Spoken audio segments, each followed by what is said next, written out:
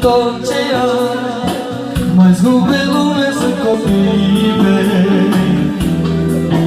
Dacă aș putea, mi-aș da viața să-i văd bine pe ei.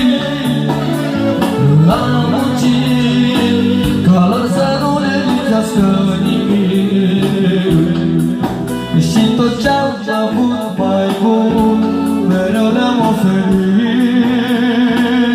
Copiii mei sunt cei mai frumosați din viața mea. Dacă aș putea, le-aș da din mine și inima mea, și nu trăiește Tatăl vostru va face orice să aveți frumoase zilele și nopțile. Copiii mei sunt cei mai frumosați din viața mea.